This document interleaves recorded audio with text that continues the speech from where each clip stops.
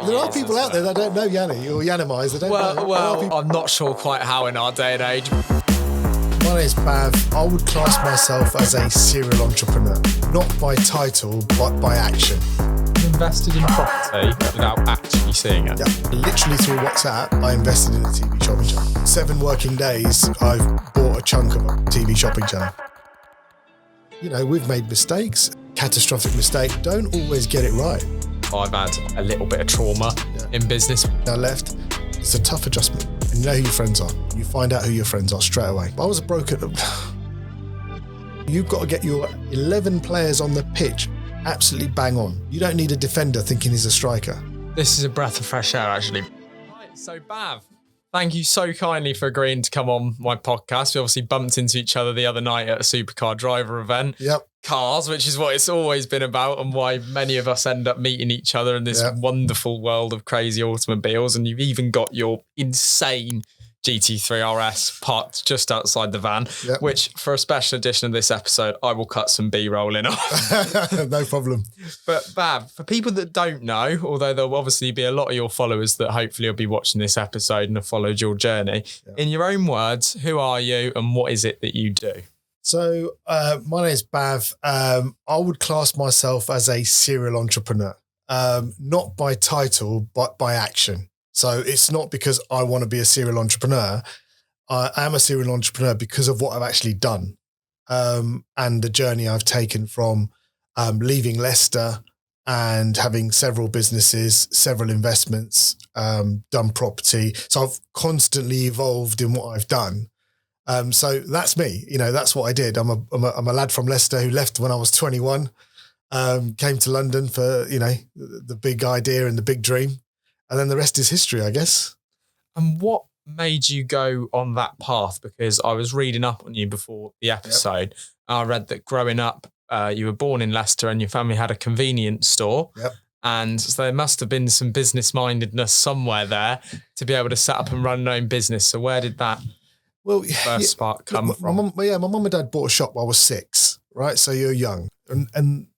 And we didn't have anything at the time. You know, they were working. My dad took a loan out to get the shop, and it's just graft. So you're surrounded by your parents, getting up at 6 o'clock in the morning, 5:30 in the morning, every day, day in, day out. Only Christmas Day they had off, right?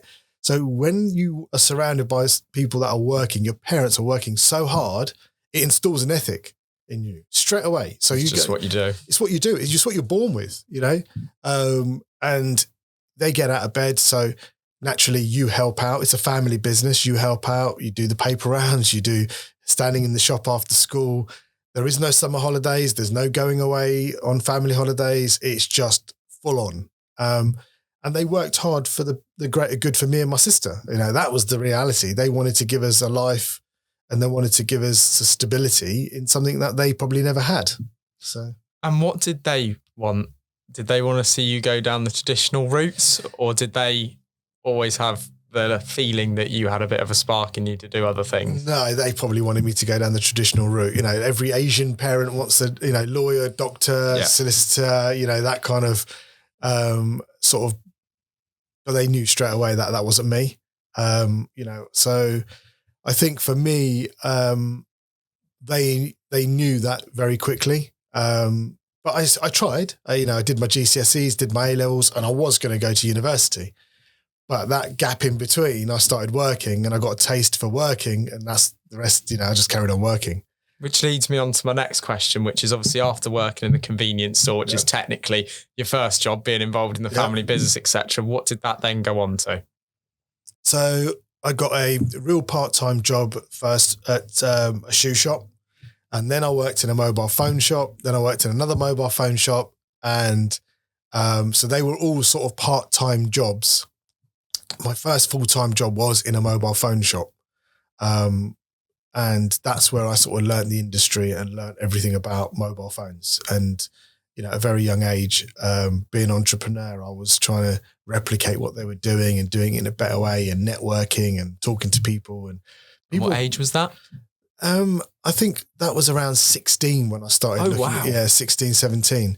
The thing is, what people didn't realize, I mean, nowadays people buy a mobile phone. It's not a big thing. Then if you bought a mobile phone, you had something about you, because you were either a business person or someone sensible, So you get to meet some nice people and you start networking. So that was it. And then I was 21. Obviously, after I did my GCSEs, retake them, and then did A-levels, and I sort of squallered around. And then I got an opportunity to move to London.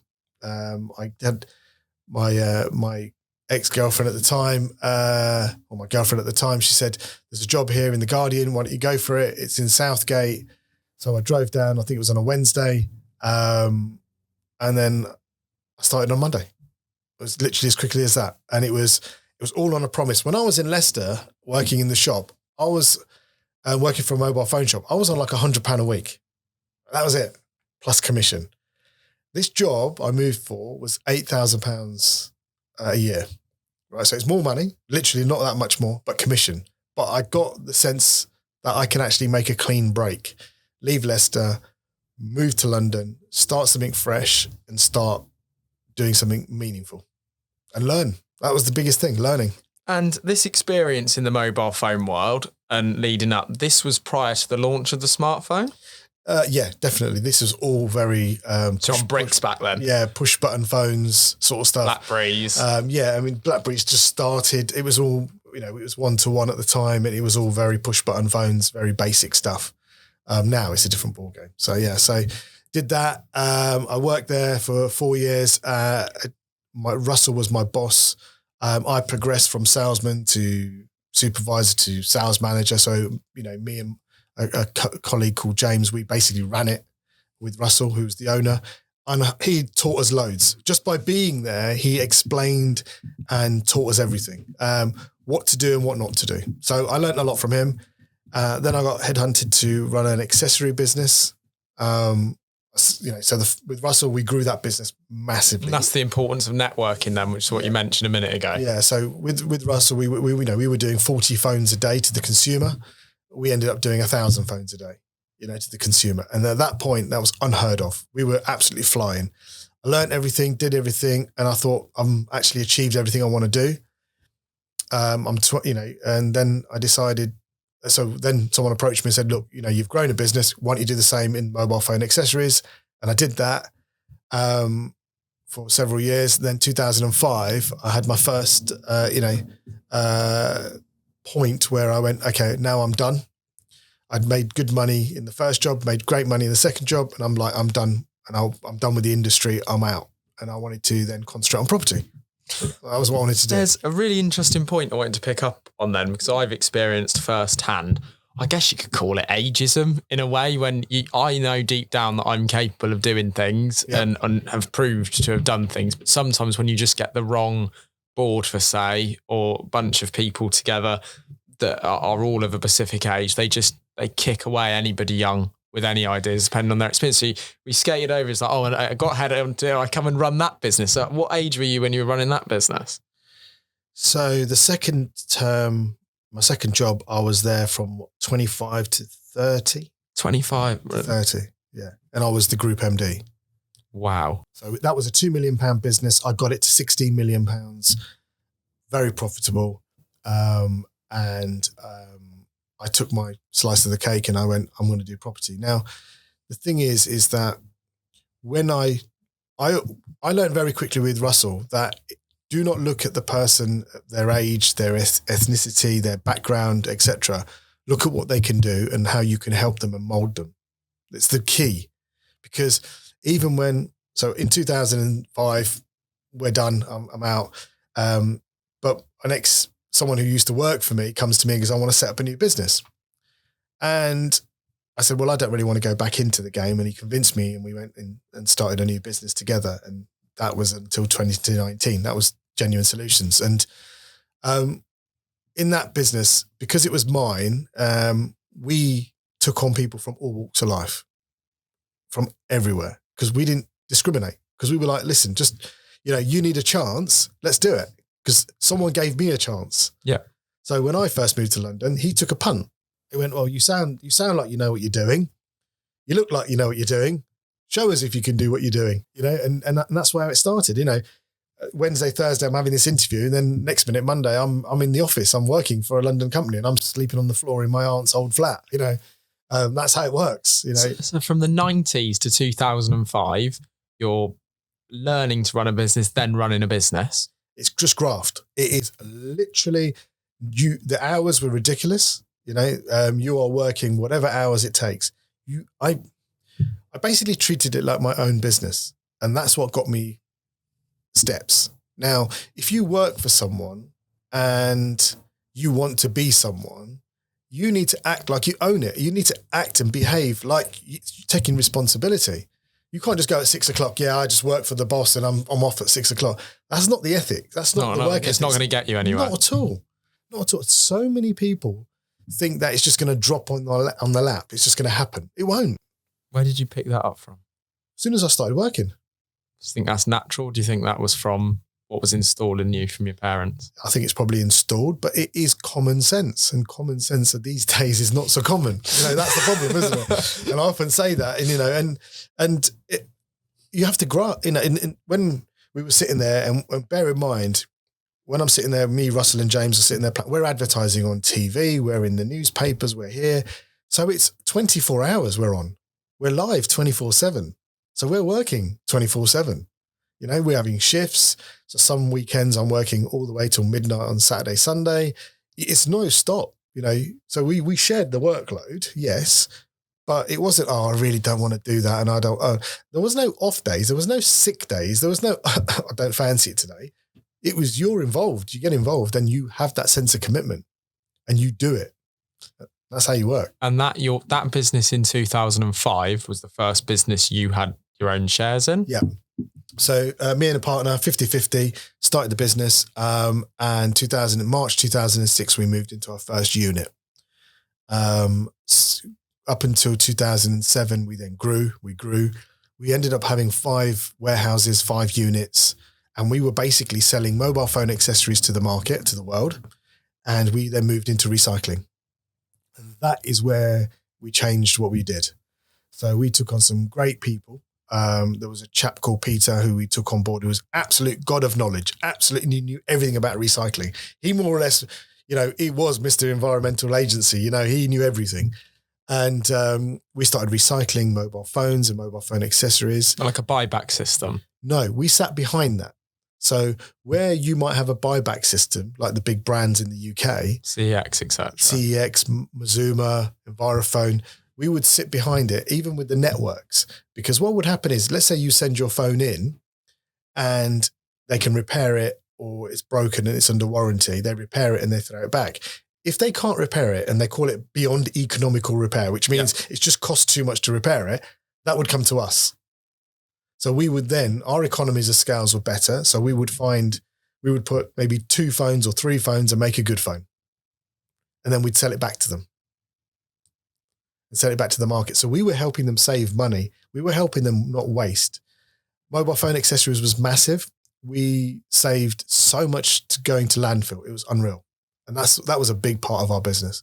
So recycling of mobile phone accessories, repurposing them, putting them back in the market, putting them back in different territories. Because a retailer might order 10,000 Bluetooths and then he only sells 3,000 and he's left with 7,000. So something's got to happen. So we would take surplus stock, used stock, recycle stock, process it. It's really interesting because you won't know this about me sat here, but I actually failed at a very similar business. Right, okay. And I was doing it in gaming, and we would buy from the auction houses all the returned stock, and we were trying to repurpose it and sell on eBay, Amazon. Then we developed into actually having our own product as well. But as I mentioned just before I come in here, that business totally screwed up gross margins. And in the end, I think so many people were on the hype after lockdown of trying to repurpose and sell stuff on that the cost of acquisition for those products was just soaring. But it's a crazy business. You do actually get a sense of, you start to understand just how much tech goes to landfill in the UK. Yeah, it's huge. And we were the pioneers in actually trying to change that in the industry. And we did a really good job of it. But you're right. What happens is margins. So we're the first ones to start. We're the first ones to drive it. We're the first ones to get going initiatives. And we're talking to the networks. We're dealing with every, smartphones will then start come out and absolutely. So we're dealing with every majority of the operators in Europe. We're dealing with North America. We're taking product from all over the world. We're recycling, repurposing. Margins get squeezed. People start entering the market. You're the first, so you're going to get other people in there. They want to do it for less. The Chinese entered the market, so they want to do it for less. They want the market. They'll buy the business.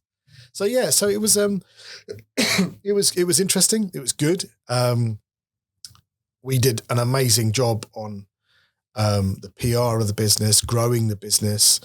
The team, met the Queen, got an award by the Queen. We got a Queen's Award. We got awards. We were in the Sunday Times Fast Track 5 times for growth. As soon as, we were growing. We won Best Companies to Work For twice in the Sunday Times. So, these things weren't easy to do. They were great things to do. It took hard work and took a lot of sacrifice again, because now it's really your own and it's a big job. It's there's no days off. Again, you're sacrificing time with your family because you're growing a business. Which is incredible. And that business sounds to me like a story that happened a few years later, to be honest, which is, I've always looked at, one of my favorite businesses is Gymshark. I love the story. Yep. I love the story. How could you not, from Ben Francis being in his room to grow in that business? But I've always said, when I speak about it to people, it's like he was surfing and caught a wave. Yeah. And it's just like he's executed everything brilliantly, but it's like you just got on that wave and you found a business that could get you on a new wave, because he did it as Instagram launched and it just went whoosh and carried the business with the wave up. It sounds like when you hit this mobile phone accessories business, it was right around the time that the iPhone 3, 100%. The iPhone 4, the iPhone 5 come out, and people were like, whoa, let's start accessorizing them. Yeah, and that's the thing, you see, and lots of people try and replicate something that happened then. You can't. What I did, you couldn't replicate today. It doesn't work. So what Ben Francis did, if you could have all the money in the world and all the products in the world, you couldn't start one and be as successful today. It doesn't work. I believe that. So you need to, you have to recognize what's in front of you, do what's right, and then grow from there. I think that's the key. That is the real key. And you have grown from there because you've done all those things before that kind of age. And now you're wearing a Yiannimize top in here and definitely enjoying working or being in something that also gets your passion for cars going. Yeah. But in between that period, you've also mentioned property. Yeah. So let me tell you. So first of all, 2019 happened, October 2019. Me and my partner, we've got directional issues, I'd say. I think he wants to go left and I want to go right. So we're having a bit of a battle at the moment, 2018, 2017. It's the problem with the 50-50 sometimes. Yeah. So, and what I was active in the business. I'm the team. I'm working with the team. I'm building. I'm the one that makes the till ring and I'm helping and the team are working and it's great. And we're a bit of a loggerheads, and 2019 that came to a stop. I was like, I'm done. I can't do it. He actually said to me, we can't do this anymore. You need to go. And I was like, okay, I'm done. Because before I'd try and pacify the situation. I was like, I'm done. Headspace, done, finished. It was just too much grief and stress. And every board meeting and every meeting, it was just arguments. And I'm like, I don't need this. That's why I sold up. Yeah. And you just don't need the headache. So 2019, I left for the first 6 months. Okay. So I'm like, what do I do? I'm like, oh, hold on. I'm used to 300 emails a day for the last 25 years. And I'm used to phones ringing off the hook. It's like gone dead. So I'm like adjusting now. And it's a tough adjustment. And you know who your friends are. You find out who your friends are straight away. And what was the next step from there? So first of all was to build myself back up. I was I would say I was mentally broken. Mm-hmm. Mentally broken. It was systematic what I went through.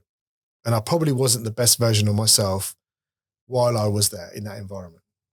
It wasn't a great environment. So then 2019, so 6 months happened, lockdown. So we're in lockdown. I then I invested in property. I invested in various other businesses. My property portfolio grows and it keeps growing. And then I set up a business in lockdown selling branded face masks. So I've known Yanni for years. We had a mutual friend. We started doing branded face covers, so where logos are on board. So, and again, set up the process, set up everything, and we're flying. We're doing face masks or face covers for loads of companies, loads of brands. We even did McDonald's, a franchise for McDonald's, right? So we're cracking on. Got on that wave again. Straight away, back phones, like, listen, we're entrepreneurial. I was like, listen, let's do this. Very quickly then I got introduced to Aaron Lambo, who's in the gym scene, etc. And he wants to launch an energy drink. So him and Ollie and me have a conversation. He says, want to launch an energy drink? Well, I've never launched an energy drink. I wonder where to start. Around the time, by the way, I knew who you were and I started following you and I've seen your journey from here as well. So we're in lockdown and we're like, well, how do we do an energy drink? We did. 21 days later, we had an energy drink. Simple as that. We did everything we needed to do to make it happen. Exactly. We realised how much time pressure you were under to get it right, because it was lockdown. There was different opportunities, people going back to the gym. What was it why did it have to be so quick? We just thought it was a great opportunity. People are at home, people are in the gym. We just wanted to do something and we wanted to do it quick because I just think that there's no way you should procrastinate anything. Just hold back and wait and plan and just get on with it. So we did it. Sold out one weekend, right? We're like, wow. Did another run, sold out. I was like, wow. Then we ended up doing 250,000 cans. And now it's a different ballgame. So now we're dealing with the big boys and manufacturing, production, again, sold out. So that business kept on going and it still does today. And we're now looking at doing something different with that and different products, etc. And then in August 2020, someone I knew said, I'm doing some marketing. Can we set something up? So I set up a marketing agency. Got the offices, got a team in, started doing that, started working for various people, social media management, marketing, videos and whatever. So I invested in that, someone to do it with and went and helped build the business. And we did marketing for various brands and companies, the likes of Slazenger, the likes of Sports Direct, the likes of Aston Martin, Porsche, and loads of other people, loads and loads of people. We did it for AV companies, you name it, we did it. Vape businesses was big for us. So we went and did all that, not without its own struggles. You can imagine, trying to build a team. There was, I'm there now. Tears and laughs, and it is what it is. And through that journey, I then was approached with an opportunity around a competition business. I then spoke to Yanni about it. We then set up Yiannimize competition. So we sat down and we actually then said, look, what we're going to do. So then at that point, 2.5 years ago, me and Yanni became partners through this opportunity. And then we created the group structure. So what he does, what I do. So there's no egos involved. We're both veterans in business. We set up the company, set up the group structure. We have the wrapping business. We have the car cleaning business. We have the clothing business. We have the competition business, and we have a media business. So we have different facets. They're all group structured. All of them are owned by the holding company, and me and Yanni are 50-50 in the holding company. And our goal is to make Yiannimize a household name. That's the ultimate goal. And that's currently what is progressing you. But what I'm picking up on is certainly in your journey, the importance of networking. Yeah. And that must bring us to the conversation around cars. Yeah. Because I am a massive believer that, I don't try and hide anything. I understand that by me I haven't invested a huge amount in my digital agency. Yeah. And on the outside, I'd be like, oh, wow, that's going well. I've got plenty of clients at the minute. Business seems good. But just the amount of events that I can go to that are out there with people with supercars, people that own businesses. And it's just changed my life, I'd say, because of the ability to network. So when on that journey, match your cars with the journey a little bit for us, because that also helps the networking, which is where you end up ultimately being a business partner with Yiannimize. So my first supercar was a Porsche Boxster. I was working with Russell. My goal was to get it before I was 25. That was my goal. That's where it started. My life, my journey with Porsche started at that age. And then it just grew. in cars and just kept on rolling. And I think you touched on networking and how important it is. And I truly believe it's so underrated. And I get lots of DMs, lots of messages from people. And they don't utilize the tools that people have. And that's the key. You know, I've done a lot of my networking and a lot of my building early days on LinkedIn. And a lot of people forget that. People think that you run businesses or you network a lot on social media. No, that's not what the real businesses are not always done on social media, on things like Instagram and Facebook. It's done on things like LinkedIn, looking at what people are doing, looking at people, how they're doing it. It's done at networking events. It's done at local business awards, local business events. And that's how you network. You start in your area. You start building your network in your area. Don't start thinking you're going to have that Mike Ashley's phone number in your phone book. It's not going to work that way. Mm. You've got to start small and grow. And that's the difference. Do you want ice cream? I'll tell you what, though, we'll cut it and start the cameras again. Yeah. So we've had our ice cream. I hope you caught the end of that as we were just interrupted by the van. The van is soundproof, but it's not quite that soundproof. It's quite cool, though. It is cool. We can just about hear the cars, but the mics block it out. We're actually in a really busy car park where we are, so it's doing a fairly good job of keeping out a lot of the noise. Yeah. But we were just touching on the importance of networking because of how much even I found that it's helped me in my business. The amount of people that get in contact, it's like, oh, it's Benny does websites. And it's almost like people don't even seem to check out your portfolio, what you do sometimes. They're just so enthralled when you meet them in the flesh by passion and whatever. They're like, yes, I want you to do it. So you've had a similar thing. Yeah, and the network's important. So I'll give you a prime example. So last year in February, I get a WhatsApp. And getting a WhatsApp for someone and they say, do you want to buy a TV shopping channel? It was on WhatsApp. I went, because do you fancy buying it? It's going to, the banks are on it. They're going to close it down. It's a TV shopping channel. It's based in Peterborough. Do you want to have a look at it? Do you want to buy it? I was like, wow, okay. And literally through WhatsApp, I invested in a TV shopping channel. Literally through that. Within 7 working days, I've bought a chunk of a TV shopping channel. And that's through network. That's from people you trust and I went there, did 6 months work, turned the business around and helped turn it around, should I say, part of a good team.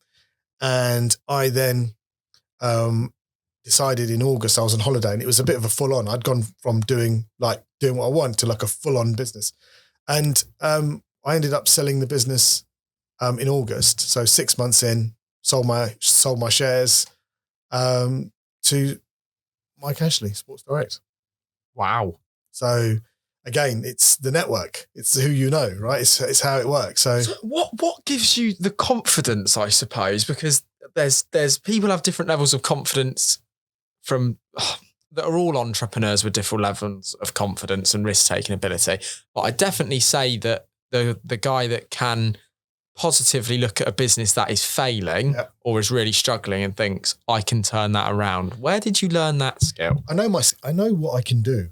I know what I'm good at. So, and again, with me and Yanni, I know what I'm good at. I know what he's good at. So when you know what you're good at, you know what you can and can't do.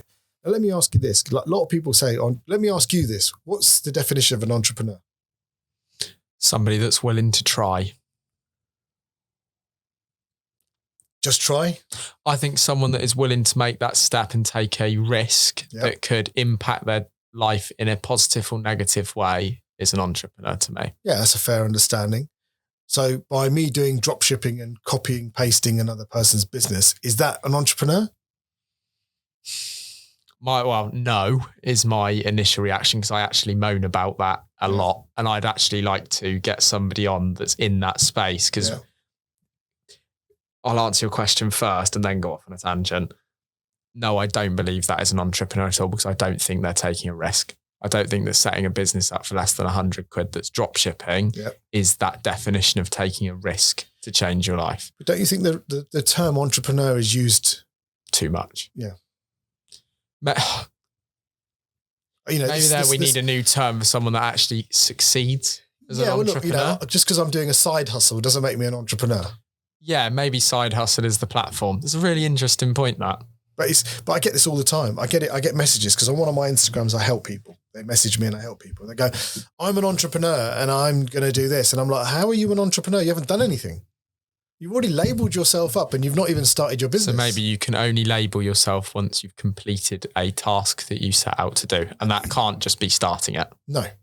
You've got to actually go through the journey to become an entrepreneur. You don't label yourself a runner without putting on a pair of running shoes and going on a track, do you? Because something that I really, really frustrates me. In fact, in the business world of social media, the thing that frustrates me the most at the minute is I feel sorry for people that are ready in their mind to start out on a journey. They don't know what journey. They just want to do something, whether it's a side hustle or the rest of it.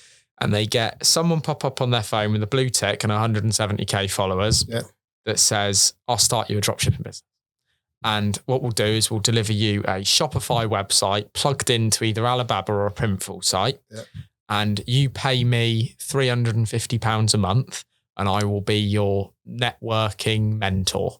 And I will message you back and I'll help you through this process. And look, drop shipping has got me this GT3 RS, this F8 Tribute, this, etc. And I look at that just because I'm fortunate enough that I've been in a position that's made me look through things a little bit more, that I'd say, just a little bit more experience in looking through things. And I'd say, hang on a second, your tea candle drop shipping business that you're telling people has got you 3 supercars sat in front of you, man, that is not what's doing it. And you get your phone, scratch beneath the surface, right? Yeah, but all you got to do is get out your phone and go, well, hang on a second, 350 quid times 350 people. Oh, that's how you're doing it. Like a month. What a business model. Yeah. But that to me is scamming. Yeah. It's not right. Like, you know, these people you're talking to that are investing their emotion in you, it's not going to work because you just copy and paste them, which is what you're saying. So no, I would not say that as an entrepreneur. But then people want instant money, instant fame. They want instant gratification. Everything is instant. Listen, that's the problem we're in. This generation we're in at the moment, people message me going, what's the quickest way to make money? And I'm a bit sarcastic sometimes now. And I actually say, well, actually the quickest way to make money or the most money is to be a brain surgeon. Well, I can't do that. Well, so why don't you figure out what you can do? Because people are very clear and going, well, I want to make money, but they don't look at themselves and go, well, actually, I'm actually no good at that. And I'm actually good at this. Work out what you're good at. And I worked out very quickly what I'm good at. Now, once I figured out what I'm good at and what I can do and how I can do that, that's when I became successful in my own right. I'm successful in my own right in my own house. I don't care about anyone else. I don't care about the Joneses. I don't care about the next person. I don't care what car they've bought. I don't care. I don't care. I do what's right for me within my budget, my remit, my life, my family. That's it. I don't chase it. I'm not about, oh yeah, I need to buy that car for Instagram and I need to buy that because I need to be buying the latest thing. No, not for me. Not for me. Maybe I'm getting too old. Well, you've always had that passion for Porsche since 25 and you're still rocking that train now as well. Yeah, but the thing is, I don't have to, I know people that buy cars to try and buy the love to get the cars they want. I don't do that. I've built up a very good, stable relationship over many, many years. And what people don't realise is, how did Bav get a GT3 RS? What did he do to get that GT3? How many cars did he buy? What did he do? It's not about that. It's about consistency. I've been with, that dealer for 12, 13 years, not buying silly cars, but buying what I want. They know you're reliable. Creating the relationship, using the cars, not flipping the cars, selling them back to them, building that relationship. And that's how it works. And people don't value that, and it's the art of talking as well. People are too it winds me up. We're in the office and I go, well, did you speak to so-and-so? Yeah, I messaged them. No, don't. Did you actually physically pick up the phone? Did you speak to them? Have a chat with them. At the very least, that's the least you can do. But people don't do that anymore. I've taken the approach with my business that where possible, I will continue to go and have meetings with people because I just think that Zoom will end up not taking over, but it takes away an emotional connection between two people when they're sat down having a conversation. And I recently did and completed on a project for a client, and it was really interesting. The previous web company they were dealing with was based 25 minutes away from their head office. and in 3.5 years had never visited the site. I couldn't believe it. And I thought, how is it that this company, I would aspire to look like that company as a guy to do some amazing work. And I'm like, but how are they not going to see their client? That's why they've just lost it. Like that's why I've just managed to win this business. It's just insane. So I think that is a hell of a point. Now, yesterday, I'll give you a prime example. Yesterday, I drove just shy of 500 miles yesterday for one meeting that lasted 2 hours. All day for 2-hour meeting. Because I felt it was important to have it face-to-face, see their facility, see what they do, sit down with the CEO and the chairman and the owners and the group and everyone and go, let's talk about what we can do. Now, they also appreciated the fact that I'd made the effort. So they're now going, well, actually, I'm serious about what I want to do. I've not ducked out on a Zoom call. I've not ducked out on a Teams call. I've gone, no, guys, I'm going to come and see you. I'm serious about what we want to do. So they're going to take you seriously. They're going to make an effort. So they've gone, well, actually, he's made the effort. So this is no joke. We want to actually do this properly. So there you go. So I've spent all my day for a 2-hour meeting, but I see the longevity in it and there'll be a mutual benefit for us all. So, but people don't often make that effort. I find really interesting, you said a minute ago that you know what your skills are. Yeah. Now, I'd say that I'm absolutely loving this conversation because I've had everybody on this podcast so far, from fireworks shop owners to guys that customize trainers as amazing side hustles and things like that. But I'd say that as somebody that I can connect with, because I've got targets to get to a similar position, I'd say that you're the most relevant for me. Yeah. So what I'd really like to know is, what would you say your skills are, but the skills that you don't have when you're investing in a company, what do you make sure you do to sort that out? So when I look at a company that I'm going to invest in, I look at what the skill sets that are there and what the gaps are. So I have the innate ability to look at a business and go, well, you're not doing this, this, and this, or you're doing this very well. And what you'll also find is in most businesses that an investor will look at, they'll look at the skill set. Now, some businesses are organically grown. So let's say you've started your business, then you'll go, well, actually, I'm going to employ my mate and my mum's going to do the books and my uncle's going to come in and do some driving. And I've got a couple of friends from school. And sounds like the last podcast I had. Yeah, and you end up building building people around you, right? That are running this business. Okay, well, your mum knows nothing about accountancy and your uncle can't drive and he smashed the van up 3 times and your mates can't do it properly, but they're just in it for the ride. So there's a lot of that goes on. And that's how you successfully, you do start a business like that. However, when you're growing a business, you need to put the right people in the right place. And that's the key. So going back to what you're saying about what do you look at? I look at who's doing what in the business. Because you can't have 11 strikers. You can't. So I look at the business and go, what are they doing? What are they not doing? How big is that market? What's their capacity? And what have they not thought about? Because quite often than not, when you're running your own business, you're head down, you're in the business.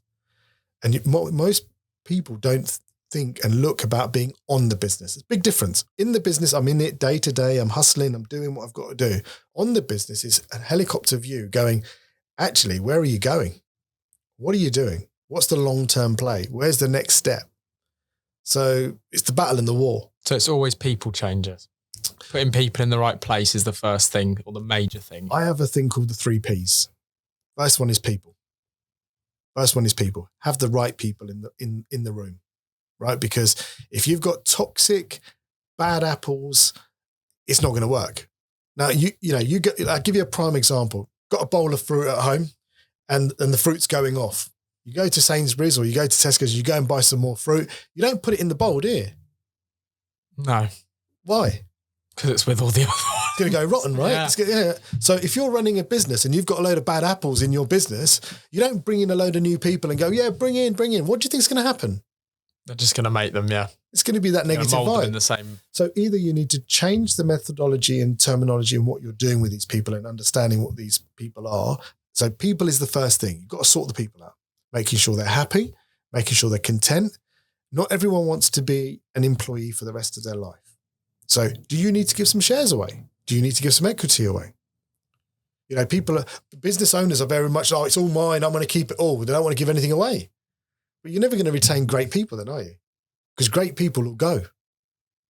I'm in a very similar sense to that at the minute. I'm very much like this at the minute, just because I've had, I'd say, a little bit of trauma in business when it comes to shares. And I have just locked myself in the mindset of I'm not giving a thing away. But you think that is not the right way to be? Absolutely not. You have to give some skin in the game to people to give them some worth. And that's that's one thing you need to do.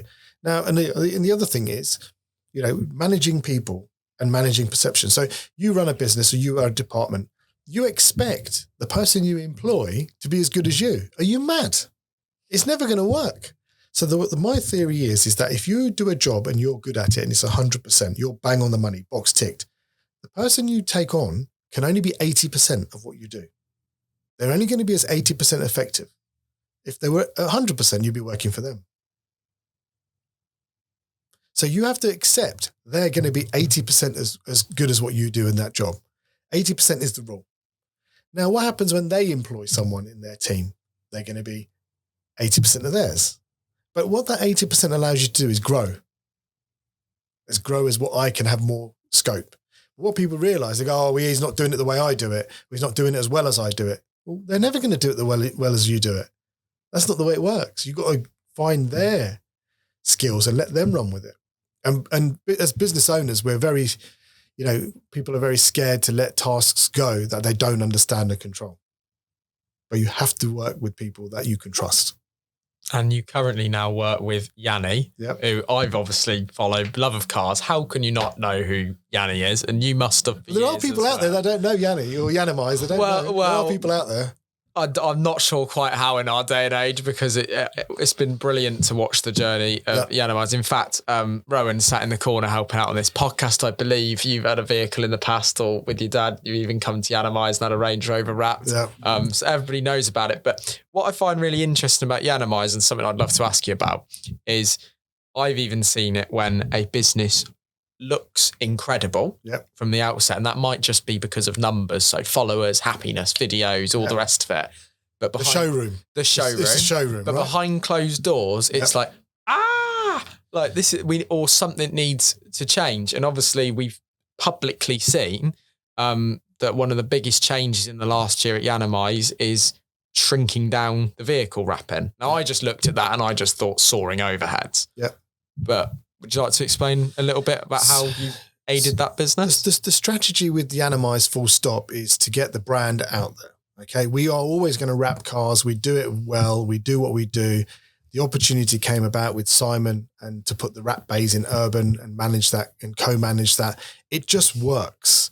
We have cars coming through there all the time. The whole partnership and the way that works and the way we wrap cars, that it just physically works. And yes, wrapping cars is hard work. Look, in anything you do for someone personally, it's hard work. When you buy a house, your estate agent, your bank, it's hard work. When you have a child, when you have a baby, when you get married, when you have something personal, anything personally, your car, your house, your wedding day, it's all personal. There's always going to be a drama and a crisis and a problem. But still you end up smiling at the end of the day, right? Yeah. So it's always going to be like that.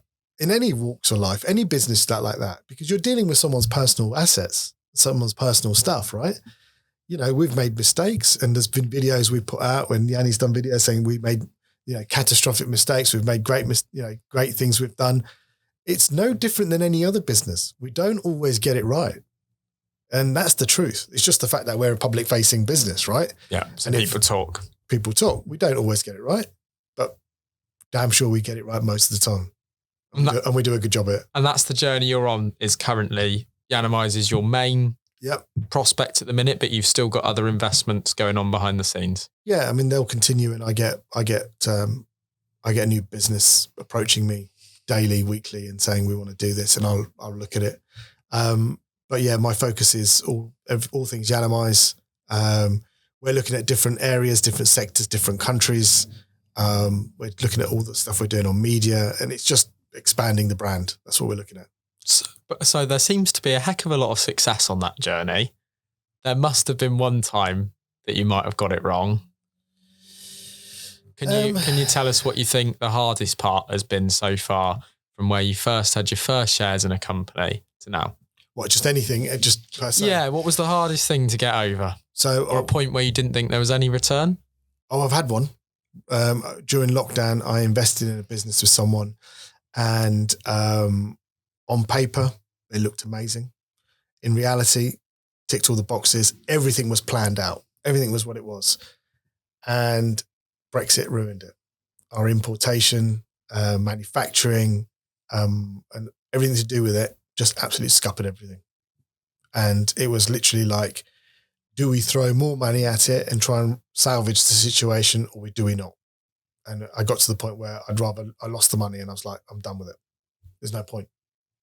And it happens. You can't win every time, but you win most. That's the key. But you got to keep trying. And you definitely have kept trying because of just the amount of different things that you've done in that time period. Because you'll get somebody that comes on here that, say, owns a family jewellers that's 175 years old and third generation, and that is what they do for 40 years, but they learn to do it really, really, really well. Yep. And then you get somebody that is just always on to the next thing, which I love because that is so me. Yep. It's amazing. But, it's not always easy to move on to the next thing and keep the cash rolling in and all the rest of it. So you mentioned that a lot of people like to get rich quick, and they would maybe view that as getting rich quick with new opportunities and investments, but it's not in reality. But behind the scenes, and I've got it on a very small scale at the minute, and I'm trying to learn and figure out what's best to do. But property. Now, people just say property, and then people go crazy on Instagram. It's just think, well, what the hell do you mean by property? Yep. So in your sense, with whatever you're comfortable with, what does property mean to you? And how do you use it as a mechanism? So I started buying properties in 2005. That's what I was going to go and do. And my initial plan was to buy properties and rent them out, more long term. Don't look at the short term. I didn't want to flip the properties. I didn't want to buy them. I wanted to buy them, and I wanted to create an income. That's what I wanted to do. So I started buying flats. So I bought, because they were cheaper and easier to rent out. So I started buying flats, and I thought to myself, if I can start buying flats and every flat is starting giving me, £400 or £500 profit every month, I'm laughing. I can actually sit back and actually just live off that, and anything else I do is a bonus. So I started buying flats. I bought a shitload in Leeds, absolutely loads, right? I bought flat, in one block I bought loads, and there was a block that went into receivership, and KPMG at the time were releasing floor at a time, and I was buying flats. And so I bought a load of flats in Leeds, and I concentrated in that area. Okay, so in the Docklands area, I focused there, and I've never been there. I started with my first flat because a friend recommended me to someone. I bought first flat. All the ones I bought, I'd never seen one. I never bought. So you've invested in property without actually seeing it? Yeah. Never seen a flat. And the reason being is because my managing agent in Leeds, I trust. Okay. So we had a great relationship, built a great relationship, and still have a good relationship. And look how many years we're in now, right? And he then, and the team there started giving me flats that were going up, etc. And I built that up. And then ground rent, service charges, and all that came into effect. I started buying houses, and I started buying houses where I used to live in Leicester. So there I thought, I know the area, I know the market, I know the local agent, had a conversation, started buying houses there. Now, and I found that the houses were more longer term rent, and I started buying, every time something came up, I started buying them. And that's how I built my property portfolio up. And then the law changed around tax and how much money you can make and all the rest of it. So I had to do tax planning and work out how we're going to do it, and what's going to happen with my properties when I die, etc. So that's all been sorted. So my properties are now, God forbid when I die, they go into trust. Yep. So my wife and my kids can't Are they sell currently in a limited company? Not all of them, no. Because at the time, it was better to do it in your personal name. Okay, yeah. So now it's changed. Now they're all, as and when I buy them, they're all in limited companies. That's how I've done it. But now for me in property, it's my pension. It's residual income. When I die, they entrust. Oh, this is a breath of fresh air, this is. They will never, my boys will never be able to sell those properties. They stay, that's generations now. They will knock on into every generation. So they will get them, their kids will get them. They will draw the income from the properties, but never be able to sell the properties. This is a breath of fresh air, actually, because I've spoken to a lot of people about property, and that word comes up, and then the next question is, well, what's your strategy? And my strategy was, I'm going to use money that I've invested from the sale of a business to get some houses and properties, which I bought outright to build up a strong balance sheet, and get the income from those properties for a solid year, then be able to show it to the banks, and I'll then be able to take out buy-to-let mortgages through the company based off the strong balance sheet. And my idea was, I'm not too fussed about the profit because it goes straight back into the company to build up the bank account, to buy more properties. And for me, my end goal is, well, one day they'll all be paid off. Yeah.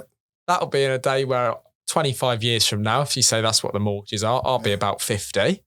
And it's like, wow, I can just imagine sitting back and going, wow, I'm so glad you did that when you were younger. Like that was a really good thing to do. And that's the whole get rich slowly. I haven't heard anybody else that's actually that similar to how I think of doing it. Yeah, I think for me, it's people not risky.